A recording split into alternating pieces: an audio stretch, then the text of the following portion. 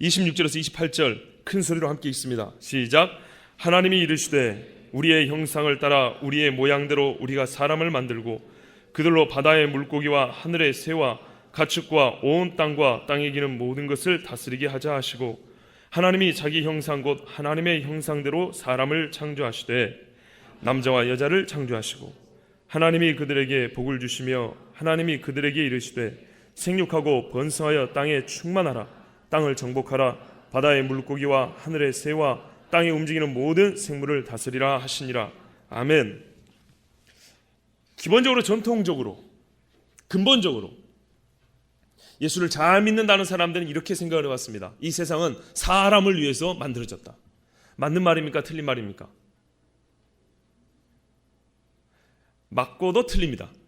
왜냐하면 사람을 만들기 위한 배경으로서 이 세상이 필요했다면, 하나님이 그 배경 하나하나를 보시면서 보시기에 좋았더라, 좋았더라, 감탄사를 연발할 필요가 없습니다. 하루하루 쉴 필요가 없습니다. 만들고 하나님이 충분히 즐기십니다. 만족합니다. 찬양을 받습니다.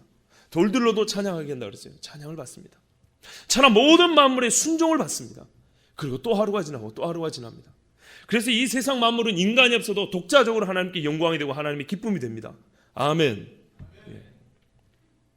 그런데 만약에 인간이 없었다면, 즉 인간을 만들 이유가 없었다면 하나님이 이 우주를 만드셨을까요? 그건 또 다른 질문입니다. 인간이 없어도 우주 만물은 독자적으로, 독립적으로 하나님을 찬양하지만은 반드시 인간이 있어야겠기에 또한 만들어진 피조물들입니다. 왜냐하면 인간을 만들어갖고 하나님이 허공에다 띄워놓을 수는 없지 않습니까? 그렇죠? 인간을 신처럼 쉬지도 않고 살 수 있는 존재로 만들 수는 없잖아요. 신이지, 그건 사람이 아니죠. 꼭 기억하세요. 하나님은 인간을 만드실 때 피조물을 만든 거지 신을 만든 게 아니에요. 왜 사람이 악을 행할 수 있냐? 이건 좀 어려운 문제입니다. 간단히 말씀드리면 악을 행할 수 없다면 걔는 신이에요. 자유의지가 선만 행할 수 있다면 이거는 자유의지가 아닙니다. 딱 한 가지 선택밖에 안 되는 겁니다. 근데 선이 아닌 다른 것을 행할 수 있을 때 이 안에 무수한 경우의 수가 가능해집니다. 이때 자유의지가 됩니다. 무슨 말인지 아시겠어요? 두 가지지만은 두 가지가 존재해야 이 사이의 가능성이 열린다는 말이에요. 근데 그 중에 한 가지밖에 할 수 없다. 이거는 모든 가능성 원천 봉쇄예요. 처음부터 악을 행하거나 처음부터 선을 행하거나 자유의지가 없는 겁니다. 그거는 하나님이 아니면 사탄입니다. 하나님은 인간을 만드셨어요. 피조물. 그래서 인간을 만드셨어요. 유한한 피조물이기 때문에, 유한하기 때문에 유한한 이 피조물이 살 수 있는 공간과 배경이 역시 또 필요했어요. 함께 있음으로 더 빛이 나고 함께 있음으로 하나님의 창조 세계가 더 아름다워지는 그런 또 다른 피조물들을 함께 만드셨어요. 그래서 하나님은 인간과 이 우주를 함께 만드셨어요. 그런데 피조물이라고 하죠. 같은 피조물은 아니에요. 인간은 독특합니다. 그 독특함이란 첫 번째 보면 우리 26절을 보면 알 수 있어요. 하나님의 의사가 나타나 있어요. 하나님이 이르시되 우리가 우리 형상을 따라 우리의 모양대로 사람을 만들자 그랬어요. 1인칭으로 서로 권유하는 거예요. 하나님은 삼위일체 하나님이시잖아요. 역시 어려운 문제입니다. 일단 이 안에 삼위일체 하나님께서 서로 협의를 한 겁니다. 만들자라고. 다른 피조물은 있으라, 3인칭 명령형입니다. 사역형입니다. 있으라, 뭐가 있으라 이런 식이지만 사람을 만들 때는 하나님이 협의하셨어요. 우리가 만들자. 그래, 우리의 모양으로.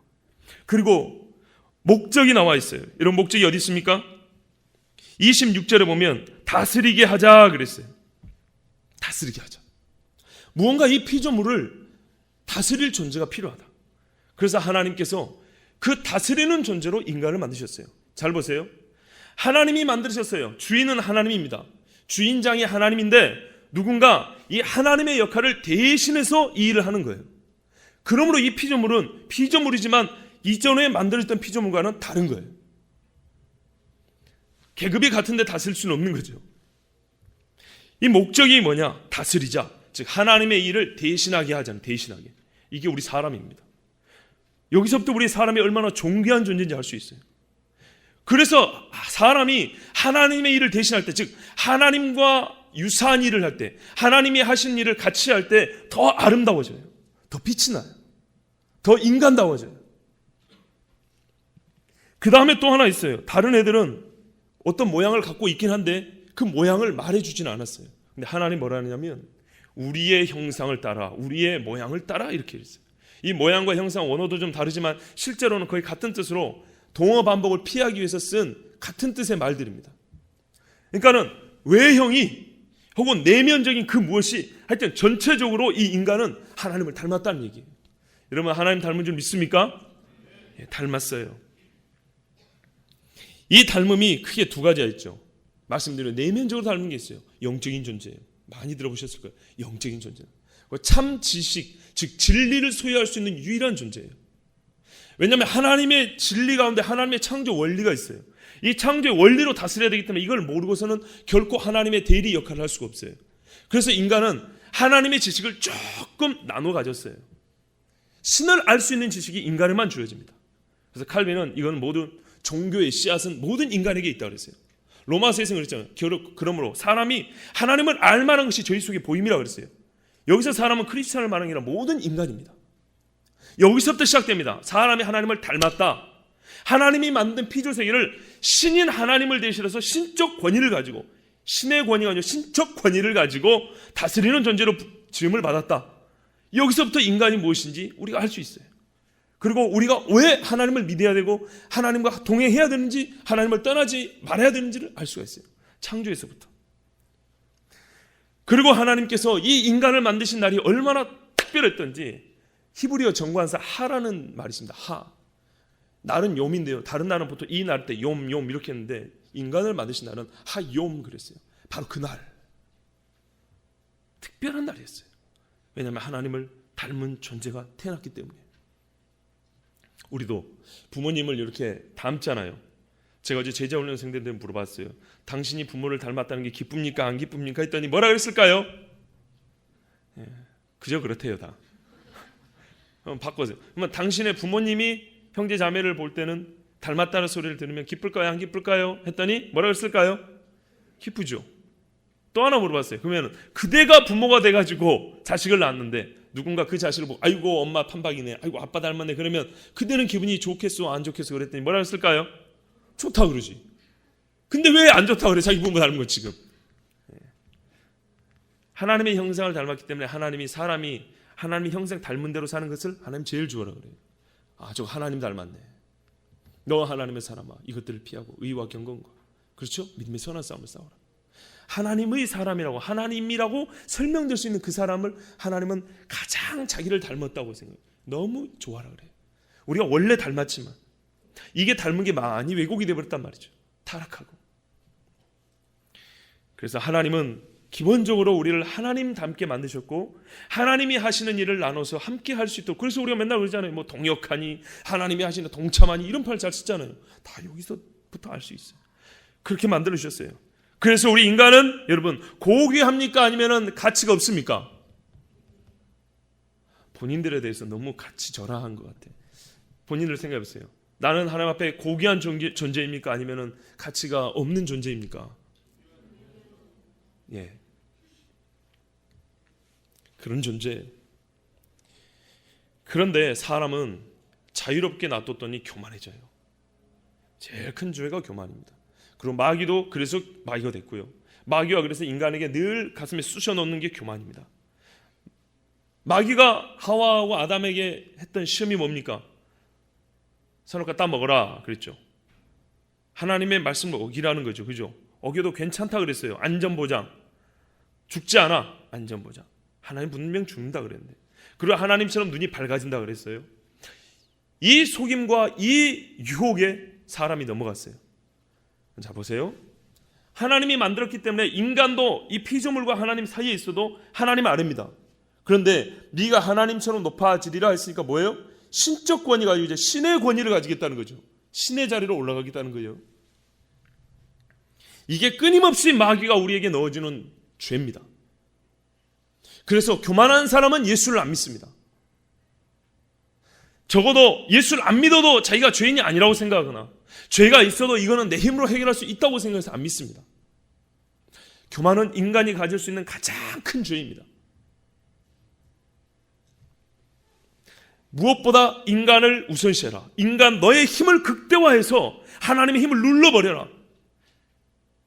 하나님 없이도 네 힘만으로 갖고 살 수 있게 해라. 하나님 위에 있을 뿐만 아니라 하나님과의 틈을 벌려버리는 게 교만의 죄입니다. 그런데 오늘 이 교만의 죄 중에 오늘 이 시대에 나타나는 아주 두드러지고 아주 위험한 이 교만으로 말미암은 죄가 있어요. 그게 뭘까요? 오늘 제목이 나왔잖아요. 뭘까요? 복제입니다. 복제. 복사가 아니고 복제입니다. 오늘 하나님의 말씀에는 하나님이 분명히 창조했다 그랬어요. 하나님의 수명, 그러니까 영원히 살 것이다 라는 하나님의 연수 제한을 뛰어넘겠다 그랬고요. 하나님이 아는 지식보다 네가 더 많이 알 수 있다. 하나님처럼 눈이 밝아 그 지식을 뛰어넘겠다 그랬고요. 이제는 하나님이 만들었다는 이 창조의 손길을 내가 더 뛰어나서 우월하게 내 힘으로 한번 만들어 보겠다라는 교만입니다. 이게 인간 복제입니다. 이게 그래서 죄입니다. 근본적으로 사람이 하나님이 하실 일을 관리해라 그랬지. 목적이면 다스리라 그랬지. 가장 피조에 맞게, 가장 피조물의 그 원래 모습에 맞게 원상태도로 보존하라 그랬지. 그거를 네가 만들라고 한 게 아니에요. 이건 하나님이 하시는 일이에요. 근데 이거를 사람이 하겠다는 게 인간 복제, 가장 큰 사람의 죄입니다.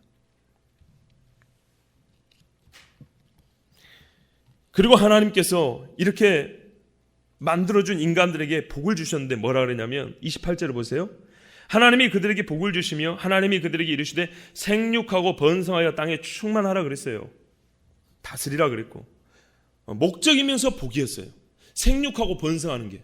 그런데 인간이 복제라는 건 뭡니까? 생육과 번성을 인간의 손으로 하겠다. 복 내가 준다. 사람이. 하나님이 복 주는 거 아니다. 사람이 내가 복을 준다. 복의 근원 인간이다. 이렇게 나가는 거예요. 그러니까 얼마나 인간 복제가 큰 죄입니까? 그러죠, 영리 씨? 예, 그렇죠. 죄입니다.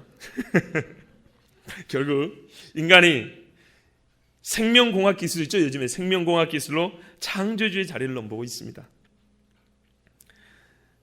프렌티스라는 사람이 이렇게 데이비드 프렌티스 이렇게 말했어요. 생명공학은 인간의 목적에 따라 살아있는 생명체를 이용하고 조작하고 만들어낼 수 있는 기술이다 그랬어요. 보세요. 이 안에 다 들어있잖아요. 하나님이 하실 일을 사람이 사람을 이용한대요.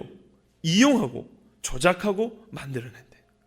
원래 이거는 하나님이 하실 일. 하나님도 안 해. 하나님도 사람을 이용은 안 해요. 사용하지. 근데 인간이 그렇게 하기 때문에 이게 생명공학의 본질이에요. 그 속에 들어있는. 그래서 이 생명공학으로 말미암아 처음에는 사람들이 많은 의술도 개발하고 좋았어요. 그런데 이게 심해지니까 어떻습니까? 제1세대 생명윤리에 크게 문제가 됐던 거 저번 주에 말했죠. 낙태. 이거는 생명을 빼앗는 거예요. 오늘은 제2세대 생명공학으로 말미암아 하나님의 도전인데요. 이것은 뭐냐면 생명을 만들겠다는 거예요. 그리고 다음 주가 그거잖아요. 위조하고 생명을 위조하고 개조하는 것. 거기까지 가는 게 이제 생명공학으로 말미암아 인간의 교만이에요. 자, 사실 인간이 이렇게 복제를 합니다. 왜 복제를 할까요, 여러분? 왜 복제할까요? 복제는 똑같은 걸 만드는 거잖아요. 그죠? 1차적으로는 교만해요. 이 교만으로 말미암아 어떤 일이 벌어지냐 이제 생각해 보자는 거예요. 어떤 일이 벌어지냐. 복제는 복제인데 그 복제가 뭐냐 이거예요. 왜 하냐? 왜? 똑같은 개체를 만들겠다는 거죠. 똑같은 개체. 그럼 뭐 하려고? 둘이 같이 살라고요? 아니에요. 얘는 나의 소모품이죠. 철저한 나의 이기적인 욕심으로 만드는 겁니다. 또 착각하는 거 있어요. 우리 영화 보면은 만들어진 얘하고 나하고 또 완전 똑같은데 그렇진 않아요. 완전 똑같지는 않아요. 왜냐하면 복제는 생식으로 난 게 아니고 인위적으로 만드는 거기 때문에 똑같은 게 많이 있지만은 그 인공적으로 배양이 되기 때문에 환경적으로 많이 달라요. 그리고 핵에 의해서만 그 유전자가 이렇게 결정되는 게 아니라 여성의 난세포 안에 있는 세포질, 세포질에 의해서도 이게 유전적으로 영향을 받아요. 그러니까는 복제된 인간은 완전히 똑같진 않아요. 그렇지만 어쨌든 거의 똑같아요. 똑같아요. 이 인간을 왜 만드냐 했더니 이용해 먹으려고 만든다는 거예요. 결론은 같이 살자는 게 아니고 이 자체가 벌써 사람의 욕심이 들어가고 있는 겁니다. 그런데 사람들은 표면적으로는 이렇게 말합니다. 생식 복제 우리가 지금 이렇게 인간을 똑같이 만드는 것은 반대한다. 그렇게 말해요. 실제로 대놓고 찬성한다는 사람은 거의 없습니다. 몇몇 사람 빼놓고 다 반대한다 그럽니다. 말씀드렸다시피 완전히 100% 똑같지 않을 뿐더러 여러 가지 문제가 발생돼요. 그 중에 하나는 뭐냐면 자아 정체감의 문제가 옵니다. 얘가 진짜냐 내가 진짜냐, 얘는 사람이냐 짐승이냐 아니면 제3의 무엇이냐, 이런 문제가 생깁니다. 여러분 요즘에 나오는 많은 그 영화 중에 달이라는 영화 보셨어요? 거기 보면 복제 인간이 계속해서 달에서 막 연구를 하고 근무를 합니다. 근데 나중에 자기하고 똑같은 인간을 보고 복제된 애들끼리 서로 정체성에 혼란을 가져옵니다. 알고 보니까 지들이 원래 다 복제된 것들이었어요. 정체성이 혼란이 옵니다. 만약에 우리 집안에 저 같은 사람이 또 있다고 생각합시다. 그러면 우리 집사람은 누구를 남편으로 삼겨야 되는 거예요? 유산 상속을 어떻게 할 거예요? 그죠? 친족 관계 뭐라고 불러야 돼요? 삼촌 오빠? 뭐 다 이렇게 부를 수 있을까요? 자기 아빠 이렇게 부를 수 있을까요? 실제로 이런 일이 많이 생깁니다. 재산은 어떻게 나눌까요? 그리고 이 사람들 만들어내가지고 그러니까는 체세포 복제인데 이거는요 생식이 아니기 때문에 엄밀히 말하면은 자식이 아니에요. 후생 복지 누가 책임질 거예요? 교육은 어떻게 시킬까요? 복제 인간, 그리고 이 사람은 사람이지만 사람이 아니라고 생각하기 때문에 소유권 문제가 생깁니다. 내가 만들었다는 거예요. 그렇잖아요. 조작하고 만들었는데 만들었으니까 하나님이 우리를 소유 삼으신 것처럼 사람이 이거 내 거야 그런다고요. 자, 이런 문제들을 어떻게 할 겁니까? 그럼 기독교인들은 뭐라고 바라볼 겁니까? 만약에 복제 인간이 생기면 사람은 사람이죠. 그런데 누군가는 이 복제 인간을 내 물건이야, 재산 등록 1번 이렇게 할 거라고요. 어떻게 이 문제를 해결할까요? 등등등. 이런 많은 문제들이 발생하기 때문에 생명공학자들 역시도 개체 복제, 즉 생식을 위한 복제는 다 하지 않는다고 그렇게 말합니다. 그러면서 하는 말이 우리는 치료를 위한 복제만 한다 그럽니다. 치료. 근데 일단 여기서 복제가 뭔지 다시 한번 알아봅시다. 복제는 아까 말씀드린 대로 난세포에서 난자에서 핵을 뺀낸 다음에 제3자의 체세포 보통 귀때기 세포를 이용하는데 체세포에서 이식을 빼와가지고 이때 집어넣습니다. 그리고 여성의 자궁에 착상을 시키거나 혹은 화학적 자극을 줘가지고 배양에 의해서 이렇게 발생을 하게 만드는 겁니다. 이게 복제입니다. 그렇게 해서 사람을 만든다는 게 개체 복제, 생식용 복제고 치료를 하겠다는 게 바로 치료용 복제입니다. 그러니까 생식하는 사람을 만드는 복제는 안 하겠다 그러고 치료하겠다, 치료. 우리는 그거 사람 만드는 게 치료하겠다 그랬어요. 얼마나 좋습니까? 사람이 생겨서 나오는 윤리적, 법률적 문제가 발생하지 않고 그리고 치료를 하겠다니 얼마나 목적도 훌륭합니까? 그렇죠? 그렇죠. 네. 그런데 여기서 일부러 감추는 비밀, 문제가 하나 있어요. 하나 물어볼게요. 치료용 복제는 복제가 아닙니까? 거기서 만들어진 배아가 뭐냐면요, 수정하고 나면은 한 14일쯤 되면 원시선이라는 게 생겨요. 어떤 이렇게 선이 하나 생기는데 그때부터 이제 각 세포들이 신체 기관으로 분할을 해요. 그 원시선이 생길 때부터 그냥 그 용어상 배아라고 불러요. 배아. 근데 이 수정체가 생길 때 생물학자, 생명공학자들은 사실 인정하는 거는 이게 언제부터 배아라고 말하기 좀 어렵다. 수정된 후부터 보는 게 사실은 맞다라고 말하는데 일부러 14일을 기준으로 해가지고 이 이후를 보통 배아라고 불러요. 그 이전을 전배아라고 불러요. 이 대신 조금 이따 말씀드리고요. 하여간 이 14일쯤 된 이 배아를 가지고 치료하겠다는 거예요. 그러면 보세요. 수정된 후에 14일이 됐어요. 저번 주 설교를 들으신 분은 알지만 사람은 언제부터 생명이 시작이라고요? 별로 동의를 안 하시죠. 나중에 뭐 낙태도 하고 뭐 복제도 하고 다 그러겠다는 거죠. 인간은요, 배아기부터 수정체부터 인간이라고 그랬어요. 자 보세요. 저번에 말씀드린 대로 성장기별 발달의 단계는 있어도 동일인이라고요. 동일 정체성이라고요. 가장 최근의 발생학적 발견들은 이렇게 말하고 있어요. 발생 시작부터, 즉 수정된 시작부터 초기 배아는 일체화되고 정교하며 살아있는 유기체로서 인류의 한 구성원이라고 이렇게 말하고 있어요. 수정되자마자 거의 즉시 배아는 하향식 축에 의해서, 그러니까 위에서부터 아래로 어떤 축에 의해서 분화되고 성장한다는 사실이 밝혀졌어요. 피어슨이라는 학자는 이렇게 말했어요. 발생학 연구자들은 수정되었고 이게 커가는 거. 발생 연구자들은 포유류의 초기 배아를 더 이상 평범한 세포들의 집합체로 보는 관점을 견지할 수 없다. 이렇게 네이처지에 발표를 했어요. 즉 인정하는 거예요. 사람은 수정된 후부터 실제적으로 인간이지 이거를 시기를 나누는 것은 불가능하다. 인위적으로 나누는 거 아니고서는 불가능하다. 과학자들이 이를 인정을 해요. 그렇기 때문에 치료용 복제라는 말도 이거는 말이 좋은 것이지 이건 복제예요. 하나 물어봅시다. 예수님이 인간으로 오셨어요. 그럼 예수님은 언제부터 인간이십니까? 성육신이 언제부터 성육신이냐고요. 예수님의 성육신은 성령으로 말미암아 수태되는 그 순간부터 성육신이에요. 그래서 거기서부터 예수님이 컸어요. 모든 인간과 똑같이. 거기서부터 성육신이지 난 다음에 한 3살쯤 됐을 때부터 성육신입니까? 천만의 말씀. 우리가 믿는 사람이 그래서 이게 생명관이 분명해야 돼요. 어디서부터 생명이 시작이냐. 그리고 그 생명의 주권이 누구에게 있냐. 이 문제입니다. 수태시부터입니다. 즉 이 생명공학자들은 애써 부인하는 게 있어요. 이 질문, 인간됨이란 무엇이냐. 인간됨. 과연 인간됨은 어디서부터냐 하는 걸 무시하고 있어요. 외면하는 거예요. 여러분 인간됨이 어떤 능력에 의해서입니까? 기능에 의해서입니까? 셀라자님이 어떻게 생각하세요? 글을 읽을 수 있을 때부터 인간입니까? 안 그렇습니다. 인간은 바로 존재 자체부터 인간이에요. 그래서 이 사람들이 인간의 실존하고 인간성을 구분하는 거예요. 실제로 살아가는 눈에 보이는 인간하고 보이진 않지만 원래부터 인간이라는 정체성을 가진 인간성을 애써 구분하려고 하지만 실제로 구분되지는 않습니다. 구분해서도 안 되고.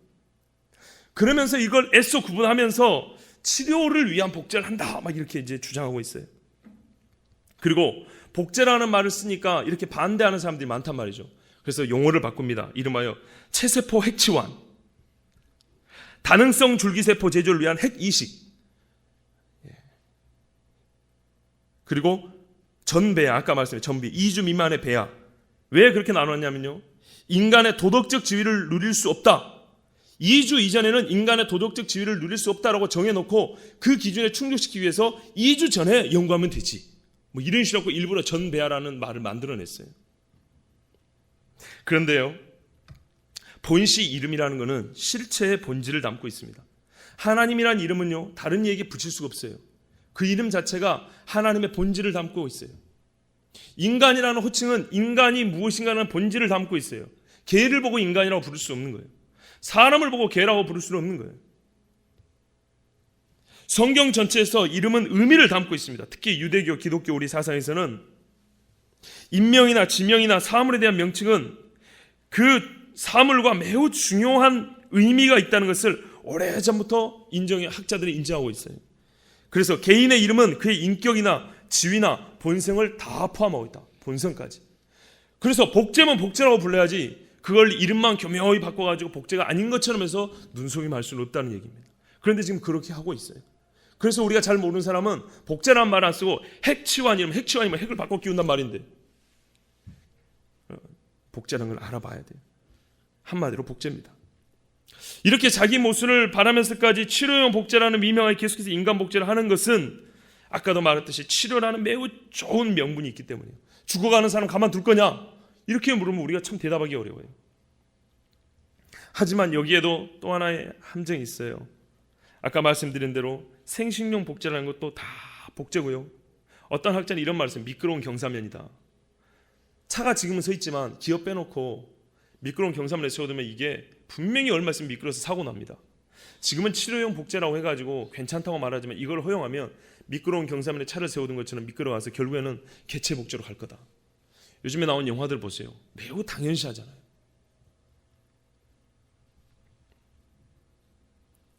그래서 나이젤 카메론이라는 학자는 이렇게 말했어요. 복제는 우리의 존재를 우리가 만든 것들과 구별해주는 경계선을 무너뜨리는 결정적인 척검을 의미한다. 이렇게 말했어요. 복제를 하면 치료용 복제를 할지라도 이게 나중에 가면 결국에는 개체 복제로 갈 것이고, 그리고 이 치료용이라 할지라도 이 복제 자체가 배아를 파괴하는 거기 때문에, 인간이라고 말할 수 있는 배아를 파괴하는 거기 때문에 반드시 나중에는 인간을 파괴하는 짓, 그리고 인간의 생명을 자기 마음대로 주장할 수 있기 때문에 사람이 창조물이 아니라 제조품, 공장에서 찍어나온 제조품으로 전락할 것이다. 그런데 그 첫 경계선을 무너뜨리는 것이 복제다 그랬어요.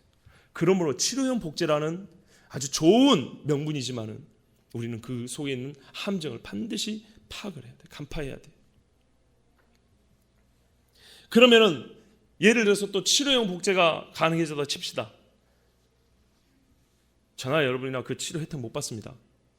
그거 아십니까? 이건 아주 많은 돈이 필요합니다. 가난한 사람들은 이 복제를 하기 위해서 특히 여성들 어마어마한 난자를 내놔야 됩니다. 당뇨병 고치기 위해서, 백혈병 고치기 위해서. 여러분 돌리 하나 만드는 데 있죠? 그 복제양 돌리. 걔 만드는 데도 난자가 200몇십 개 들었어요. 그 중에 성공률 몇 개, 그 중에 몇 개, 결국 하나. 수많은 사람 모조품들이 파악이 돼야 되고요. 얼마나 많은 난자들이 필요한지 모릅니다. 그러면 어쩔까요? 값싸게 가난한 나라로 가게 돼 있습니다. 가난한 빵 한 조각 두고 난자를 얻어오겠죠. 그러면은 그 얻어오는 것도 한계가 있어요. 그럼 어떻게 할까요? 호르몬을 주입해가지고 빠른 시간 내에 수많은 난자들을 거둬들이겠죠. 그 집안은 씨가 마르게 됩니다. 그리고 여성의 몸은 급속도로 파괴되어 갑니다. 이 모든 것들은 다 감추고 있어요. 치료를 위한 복제라고요. 치료는 원래 치료자는 적극적 의무가 있고 소극적 의무가 있습니다. 적극적 의무라는 것은 최고의 기술과 방법을 동원해서 이 환자를 치료하는 게 적극적 의무예요. 소극적 의무는 뭐냐면 이 사람을 치료하기 위해서 최소한의 보장해야 될 안전을 무너뜨리지 말아야 될 소극적 의무가 있는 거예요. 예를 들어서 임성은 형제를 살리려고 옆에 있는, 그러니까 적극적 의무죠. 저 형제를 살려야 된다는. 그렇다고 해가지고 옆에 있는 동준 형제를 죽일 수는 없는 거예요. 동준 형제 팔을 자를 수는 없는 거예요. 최소한의 의무, 옆에 있는 한 사람의 안전을 보장해 준다는 이 의무가 있는 거예요. 그런데 보세요.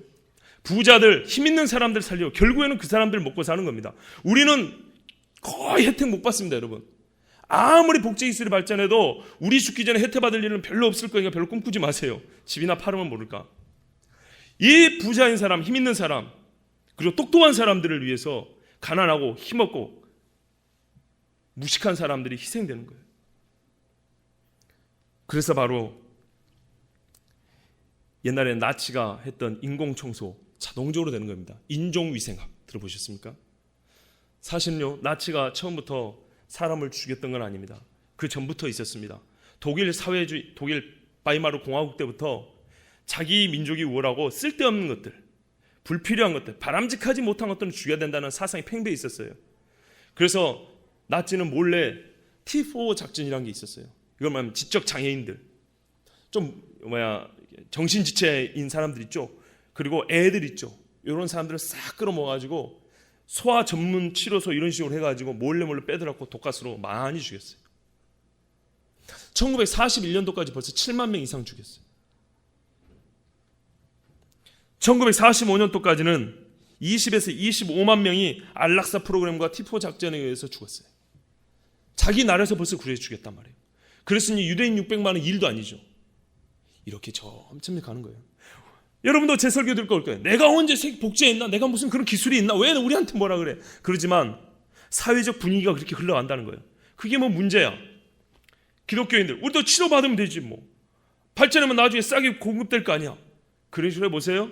그럼 아마도 여러분의 몸에서 난자를 빼갈 겁니다. 여러분 치료받지 못하고 다른 사람을 위해서 희생될 겁니다. 대부분의 사람들은 그렇게 되게 되어 있습니다. 벌써 이런 거 말고도 세계 인구를 줄이기 위해서 뒤에서 힘쓰고 있는 힘 있는 사람들이 얼마나 많은지 모릅니다. 식충이들이라고. 그러므로 치료를 위한 복제라는 이 목적을 위한 수단, 즉 정당한 목적을 위한 수단의 정당화라는 말은 말이 안 됩니다. 아무리 나치가 의술을 발전시켰고 아무리 일본에서 의학이 발달했다 하더라도 마루타 실험을 통해서 했다 하더라도 누가 마루타 실험 대상이 당신이 되겠습니까? 라고 물어볼 때 누가 하겠습니까? 목적이 수단을 정당화할 수 없습니다. 그런데 이 목적이 아니면 수단을 뭐가 정당화시키냐고 말했던 사람이 있습니다. 그 사람이 누군지 아십니까? 그 사람이 바로 니콜라이 레닌입니다. 레닌. 공산당 혁명할 때 수많은 사람 죽일 때 당신이 죽일 수 있냐 했더니 목적은 수단을 정당화한다고 많은 사람을 죽였어요. 지금 똑같은 논리로 치료는 복제를 정당화한다 이렇게 하고 있는 겁니다. 실제 치료는 안 일어납니다. 실제 치료가 왜 안 일어날까요? 실제로 엄청나게 실패율은 높습니다. 지금 성공률이 아주 희박합니다. 그리고 난자가 아까 말씀드린 대로 무수하게 필요합니다. 그리고 나서 이 복제가 되더라도 이게 다능성 줄기세포는요, 무엇이더라도 기관으로 분화될 수 있다는 거예요. 그래서 치료가 된다는 거 어디다 집어넣어도.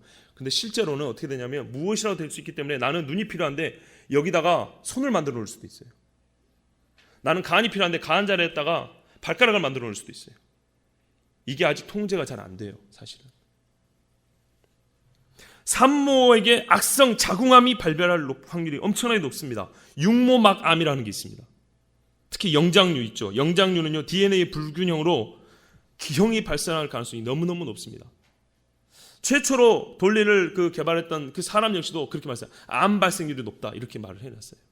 그런 건 얘기 안 하죠. 타기관으로 발육하고, 그래서 사람이 오히려 더 기형의 모습을 갖고 더 불편하게 살 수밖에 없는 일들, 이런 일이 많아져지고요. 그리고 면역력도 아주 약합니다. 그 체세포에서 왔기 때문에 체세포의 연령을 그대로 갖고 있습니다. 오래 못 삽니다, 실제로는. 결국에는 복제품을 만들거나 배아를 이렇게 보관할 때 이게 뭐가 된다고요? 상품이 된다고요. 그래서 벌써 지금 생명공학 기술에는 특허가 많이 나옵니다. 사람 신체 기관을 가지고 특허를 내놓습니다. 사람 몸이 특허를 받을 수 있습니까? 물건입니까? 그런데 이거를 우리가 직접 하진 않아도 그럴 수 있어, 뭐 그게 문제야, 이렇게 되면 그날이 속히 온다는 얘기입니다. 그 피해가 나에게 온다는 거예요.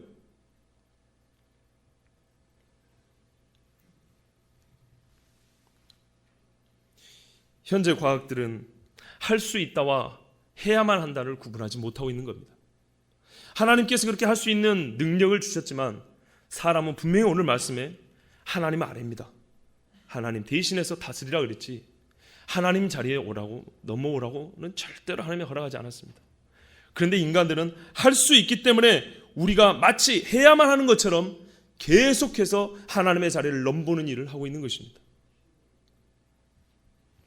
이게 바로 하이테크식 식인주의입니다. 하이테크 식인주의. 고도의 기술을 가지고 사람이 잡아먹는 겁니다. C.S. 루이스가 이렇게 말을 했어요. 어떤 한 세대가, 이건 좀 잘 들으세요. 어떤 한 세대가 정말로 우생학이나 과학적 교육을 통해 원하는 형태의 후손을 만들어낼 수 있는 힘을 갖게 된다면, 60년 전에 쓴 글입니다. 60년, 70년 전. 그 후에 등장하는 모든 인간은 그 힘의 객체에 불과하다.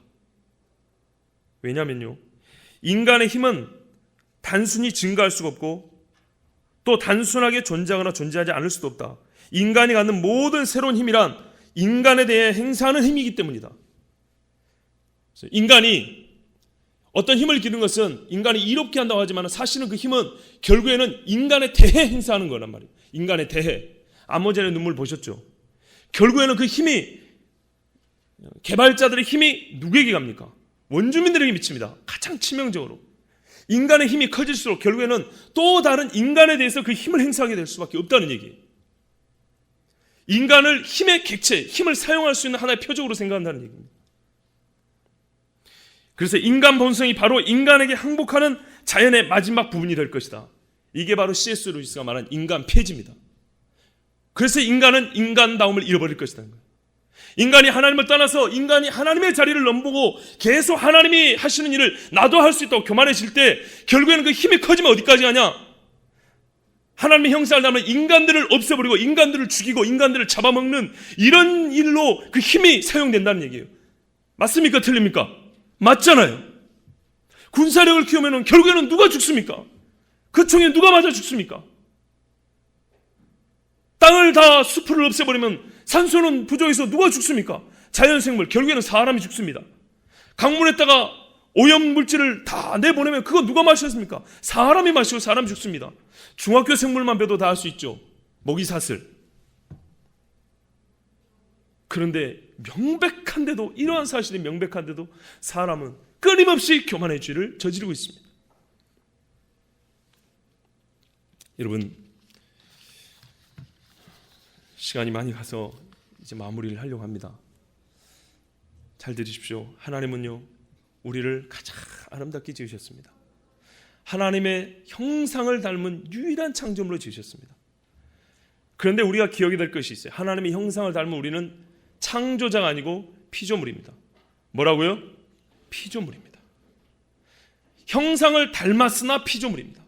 그러나 이 시대는 힘 있는 자는 자기 힘을 갖고 지식 있는 자는 자기 지식을 갖고 우리 같은 사람은 미안하지만 우리의 무지를 가지고 하나님의 자리를 넘보는 인간의 교만의 죄에 다 동참하고 있습니다. 결국 그 끝은 어디냐? 아담과 하와가 에덴 동산에서 추방되었듯이 자기의 본 거주지에서 쫓겨났듯이 사람의 살 세상에서 사람답게 살지 못하고 쫓겨나는 일이 벌어질 것입니다. 이름하여 C.S. 루이스의 말을 부르면 인간의 폐지가 찾아올 것입니다. 그러므로 여러분, 직접 우리가 현미경을 가지고 핀셋을 가지고 복제를 하는 그런 일에 관여하는 사람은 아닐지라도 이 사회가 점점 어둠으로 하나님의 자리를 넘보는 이런 교만의 죄로 갈 때 우리는 당당히 이 한쪽 끝에 서서 그것은 죄라고 말할 수 있는 하나님의 자녀가 되어야 될 줄로 믿습니다. 그렇게 말할 수 있어야 이게 예수 믿는 사람인 거예요. 한 가지만 더 말씀드릴게요. 나치가 그렇게 수많은 사람이 인공청소할 때 독일 국가교회라는 데가 있었고 독일 고백교회가 있었어요. 국가교회는 국가에서 월급을 줘요. 지금은 독일 목사님은 국가에서 월급 받습니다. 이 국가교회는 히틀러가 하나님이 우리에게 보내주신 메시아다 그랬어요. 그러면서 이 메시아가 하는 모든 일을 정당화했어요. 교회가 그렇게 말을 했어요. 한쪽에 양심 있는 소수는 고백교회, 그래서 고백교회예요. 우리는 고백한다. 바르면 신학 선언을 통해서 우리는 구주 예수 그리스도 외에는 메시아가 없다 그랬어요. 아주 단순한 진리인데 여기서부터 나오는 거예요. 그러므로 모든 인공청소는 죄다. 하나님이 만드신 모든 인간은 동등하다. 하나님의 형상을 담은 피조물에 이렇게 나오는 거예요. 다시 한번 그래서 여러분에게 제가 처음 드렸던 말씀드립니다. 신앙의 기본이 무엇입니까? 우리가 예수님으로 말미암아 구원 얻으심을 믿으십니까? 그렇다면 인간 복제도 허용할 수 없습니다. 이런 경우는 있습니다. 배아 복제 말고 성체 줄기세포라는 게 있어요. 지금 우리 몸에서 이렇게 떼어내가지고 이 줄기세포를 이렇게 만들어가지고 몸에 이렇게 치료하는 거 있어요. 배아 말고 그 쬐까는 세포, 배아 말고 복제 말고 다른 방법도 있어요. 하여튼 그런 방법으로 기술 있는 분은 연구해 보시고 결코 사람이 하나님의 자리를 넘보는 그런 죄에 동참하지 마시고 하나님의 형상대로 이 땅을 하나님의 뜻대로 다스리면서 생육하고 번성하는 그런 복이 있길 바랍니다.